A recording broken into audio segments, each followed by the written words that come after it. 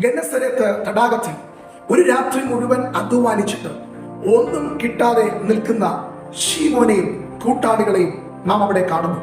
എന്നാൽ ആ ശീമോന്റെ പടകിൽ യേശു കയറി നിന്നുകൊണ്ട് ശീമോനെ മീൻപിടുത്തത്തിന് വലയിറക്കുകയും എന്ന് പറയുവാനിടയായി. എന്നാൽ യേശുവിനോട് ശീമോൻ പറയുന്നു, ഒരു രാത്രി മുഴുവൻ അധ്വാനിച്ചു, ഒന്നും കിട്ടിയില്ല നാഥ, എങ്കിലും നിന്റെ വാക്കിന് വലയിറക്കാം എന്നു പറഞ്ഞു.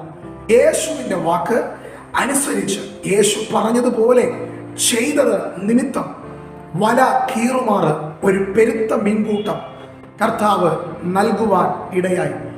കർത്താവ് ഒരു വലിയ നിറവ് നിങ്ങളുടെ ജീവിതത്തിൽ നൽകുവാൻ പോകുന്നു.